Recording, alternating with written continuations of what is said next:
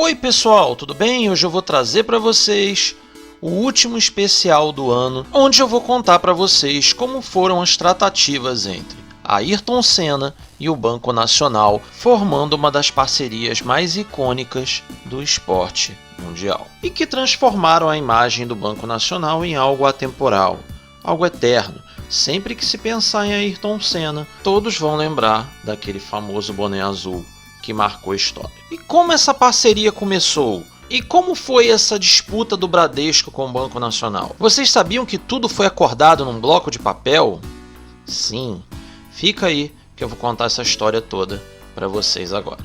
Tudo começa quando Oscar Pedroso Horta Filho, que era vice-presidente de marketing do Banco Nacional, ele recebe um envelope de Luiz Furquim, que era diretor do setor de cartões de crédito do banco.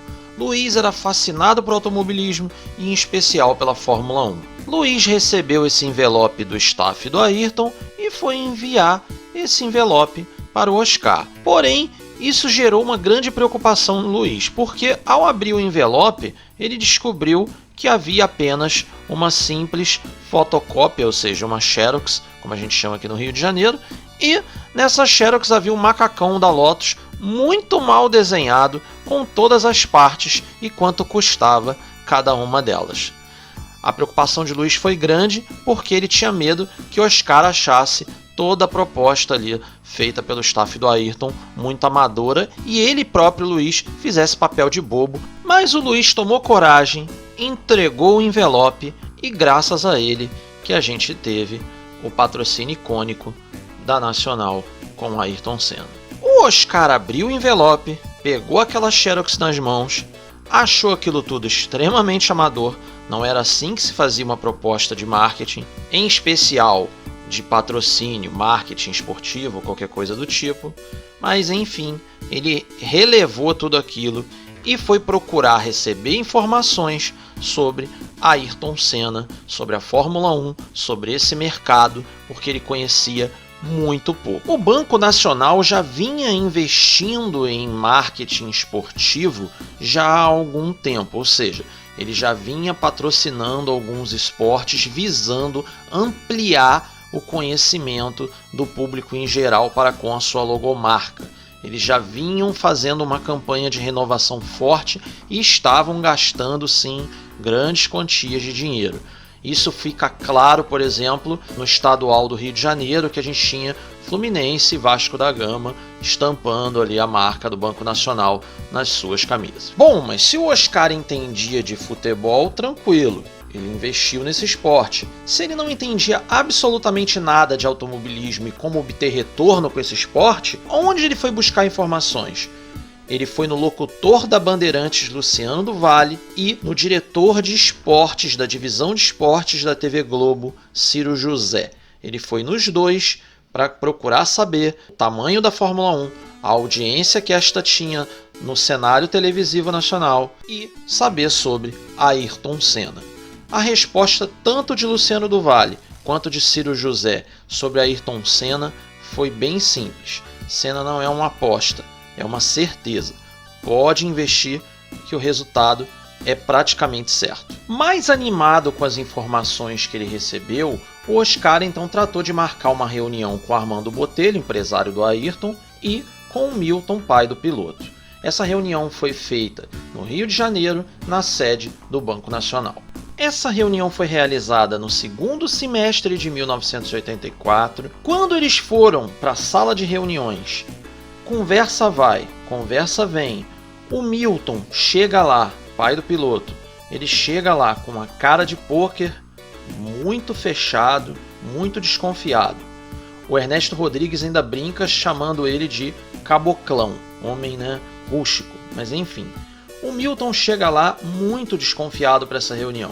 Porém, conforme ele vai conversando com o Oscar e o Armando, enfim, eles vão se conhecendo, o Milton descobre que o Oscar era filho de um dos ministros do governo Jânio Quadros. E aí a conversa rolou solta, tudo se baseou em política, eles esqueceram completamente do assunto em questão, que era o possível patrocínio para o piloto em 1985, tudo ficou norteado em governo Jânio Quadros, aquela história toda.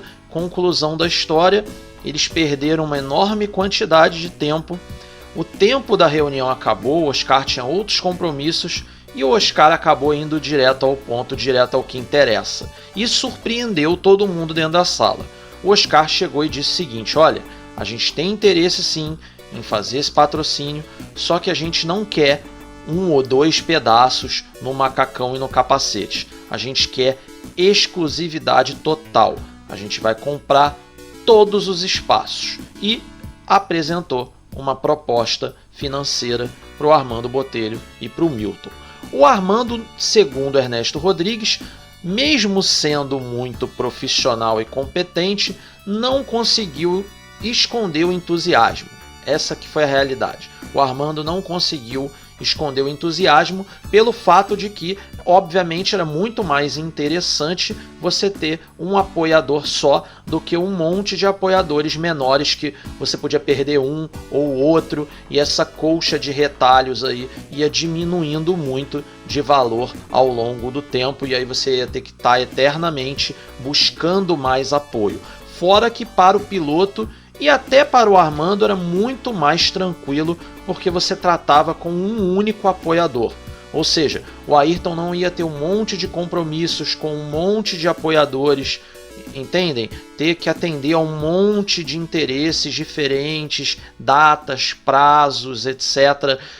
Vários contratos diferentes para serem assinados, vários contratos para serem cumpridos, com prazos diferentes, objetivos diferentes. Então isso tudo torna o empresariado do piloto extremamente complexo. Então tudo isso se resumiria a algo muito mais simples e tranquilo caso um único apoiador pagasse todos os espaços. E foi exatamente isso que o Oscar sugeriu ao Armando Botelho e ele adorou a ideia. O problema é que o Banco Nacional ofereceu bem menos do que se eles loteassem o macacão inteiro. E aí, como resolver esse problema? A solução para esse problema foi muito simples. Se existe um banco querendo patrocinar o piloto, pagando a ele todos os espaços, porém esse valor não está na altura que você quer, na altura que o profissional, que o atleta quer, o Armando Botelho arrumou uma solução muito simples. Vamos negociar com outro banco ao mesmo tempo. E aí quem pagar mais leva. O Bradesco era presidido por Antônio Carlos de Almeida Braga, o famoso Braguinha. O Braguinha era um grande entusiasta dos esportes e tudo isso foi dito tintim por tintim pelo staff do Ayrton ao Oscar, tentando de alguma forma persuadir o Oscar a aumentar o valor das tratativas. Segundo Ernesto Rodrigues, a reunião caminhava muito bem, até surgir essa história do Banco Bradesco, porque o Oscar começou a ficar na dúvida se existia ali naquela sala um lobby acontecendo ou não, ou seja, se eles estavam inventando a história do Bradesco para conseguir mais dinheiro ou vice-versa, se ele era instrumento de lobby para fazer com que o Bradesco desse mais dinheiro e a reunião ali fosse totalmente artificial. Mas o Ernesto Rodrigues deixa bem claro que não, que o staff do piloto estava assim negociando com os dois bancos ao mesmo tempo. 3 dias depois foi feita mais uma reunião, de novo na sede do Banco Nacional, no Rio de Janeiro. Só que dessa vez tudo foi diferente. O Oscar já havia apresentado para a cúpula do banco a proposta de patrocínio, já tinha apresentado quanto ele oferecera e já tinha apresentado também quanto que o staff do Ayrton queria. Conclusão da história, o Oscar já vai para essa segunda reunião com o ok da cúpula do banco quanto aos valores que foram exigidos pelo staff do Ayrton lá na primeira reunião. Eles vão fechar esse acordo de uma maneira bem inusitada. O Armando Botelho pega um bloco de notas no seu terno, arranca 2 páginas e escreve todos os termos principais do contrato. Valores, datas, prazos, obrigações de ambas as partes, enfim. Escreve isso tudo, dá ao Oscar para que o Oscar escrevesse também no papel dele e eles trocam os papéis. Sim, O Oscar fica com o papel do Armando e o Armando fica com o papel com a caligrafia do Oscar. E o Armando sai da reunião dizendo o seguinte, abre aspas, nós não temos um advogado especializado em marketing esportivo, então esse acordo depende de confiança mútua. A partir de agora, vale o que está no papelzinho, fecha aspas. Depois ele abre aspas dizendo o seguinte, se você precisar de algum termo ou alguma coisa ou algum detalhe, me ligue. Porém, lembre-se sempre de que vale o que está no papelzinho, fecha aspas. Um detalhe muito importante desse primeiro contrato do Ayrton com o Banco Nacional é que o Ayrton ia ter 4 compromissos por ano em eventos, campanha de TV, etc. e tal. Esse é o termo mais importante e foi imposto pelo Oscar, a opção de renovação unilateral para 1986, ou seja, caso o Banco Nacional quisesse renovar, ele podia unilateralmente, não dependia do staff do Ayrton. Obviamente, tudo isso foi aceito pelo staff do piloto e foi firmado o acordo. O próprio Ayrton e o Armando Botelho foram à sede do Banco Nacional para assinatura do contrato de patrocínio e inclusive o Ayrton e o Armando abriram contas no Banco Nacional, tornaram-se correntistas do banco. E dessa forma, somando todas as tratativas com a Souza Cruz do Brasil, Grupo BAT, Imperial Tobacco e agora com o Banco Nacional, tudo isso transformou o Armando Botelho num homem rico e o Ayrton num homem milionário. Muito diferente da realidade do garoto que 3 anos antes vivia em extremas dificuldades financeiras na Inglaterra durante o período de Fórmula Ford, com a esposa recém-casados, vivendo em extremas dificuldades financeiras.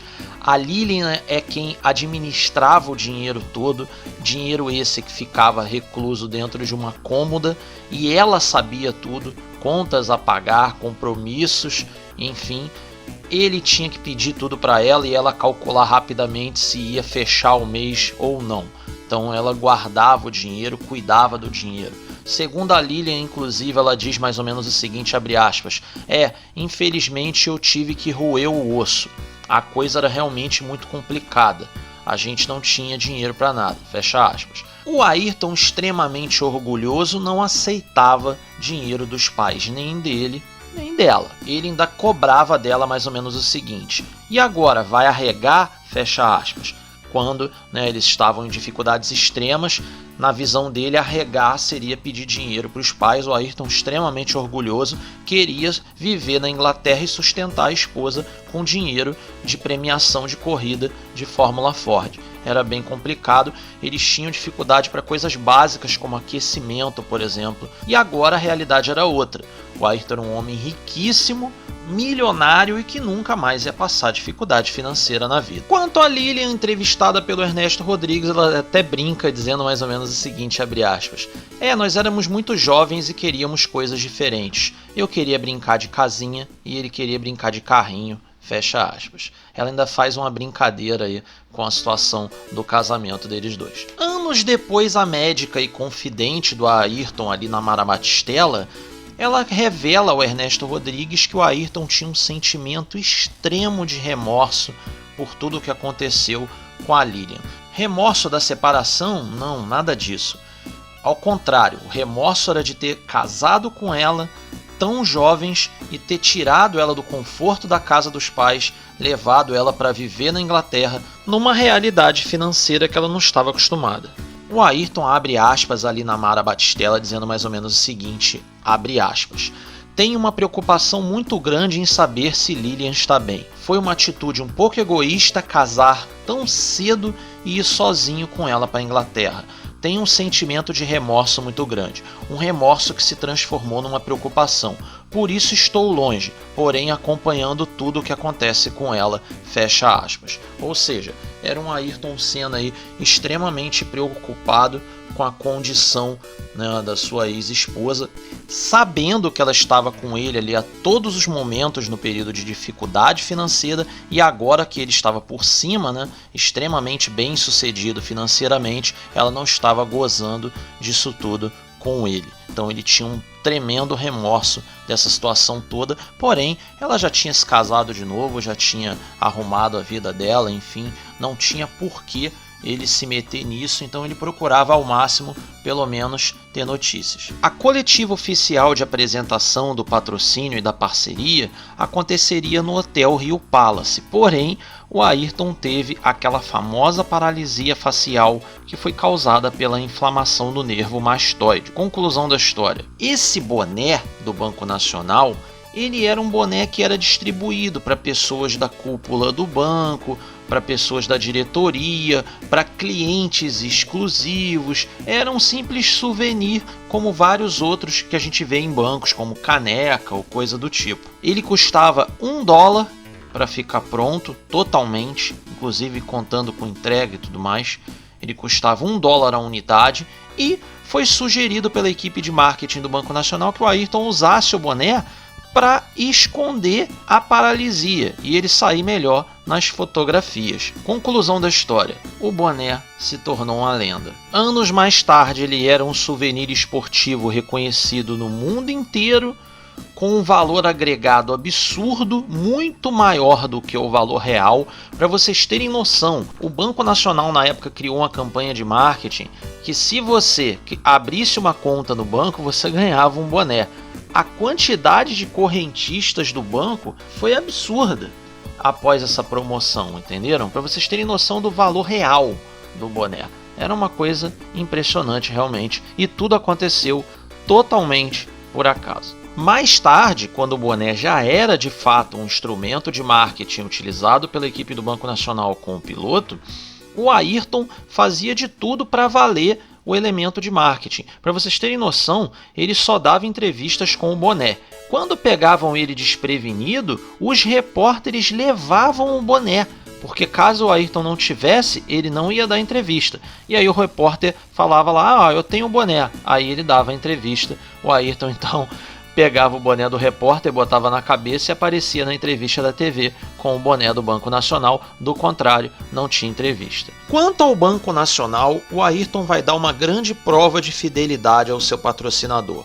No ano de 1986, o Oscar, vice-presidente do banco, vai ficar sabendo que várias empresas do mercado nacional, algumas delas inclusive cotistas das transmissões da TV Globo, tinham interesse em patrocinar o Ayrton Senna, oferecendo incríveis 3 vezes mais do que o valor acordado entre Senna e o Banco Nacional na temporada de 1985, naqueles acordos firmados em 84. Conclusão da história: o Ayrton nega todas essas tratativas, manda uma carta para o Oscar dizendo o seguinte, abre aspas: o patrocínio com o Banco Nacional foi muito importante para a minha carreira e eu tenho outras formas de rentabilizar na Europa, fecha aspas. Mais ou menos o que o Ayrton responde ao Oscar, presidente do Banco Nacional, informando a ele para que ele se tranquilizasse, porque eles iam sim renovar para 1987. Já em 93, a situação do Ayrton e do Banco Nacional eram completamente diferentes. A realidade dos dois eram absolutamente opostas. O Ayrton vivia o ápice da carreira. Ele era o melhor piloto do mundo, super bem pago, assinando com a McLaren corrida por corrida, ganhando em média $1 milhão por GP.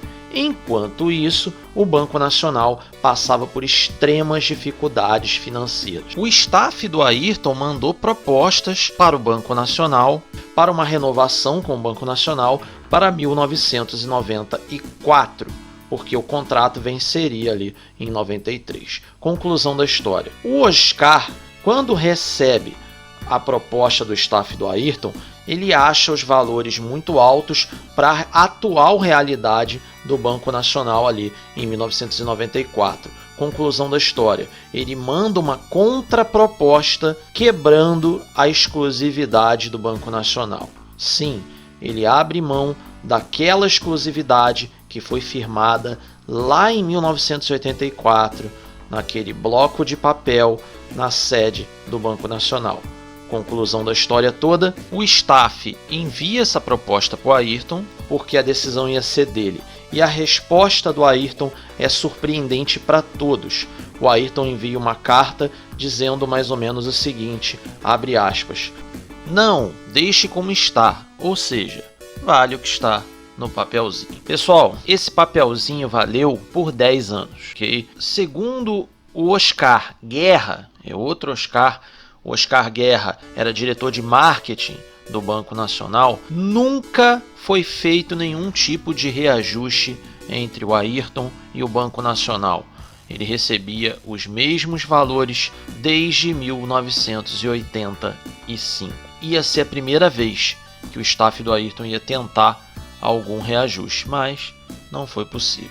Ou seja, era o Ayrton meio que tentando ajudar de alguma maneira o Banco Nacional diante de todas essas dificuldades. Ou seja, ele aceita o patrocínio com condições muito desfavoráveis para tentar ajudar o banco nesse momento de tanta dificuldade. Porém, esse apoio só durou por 3 GPs, porque o Ayrton infelizmente teve aquele acidente no 1º de maio de 1994 e o Banco Nacional acabou sendo descontinuado em 1995, sendo comprado pelo Unibanco, que mais tarde também foi comprado pelo Banco Itaú. Eu espero que vocês tenham gostado do vídeo. Se você puder, deixe o seu like para você ajudar o canal, eu agradeço demais. E eu queria também mostrar a arte finalizada aí daquele vídeo do canal, né, do nosso primeiro pôster do TG-184.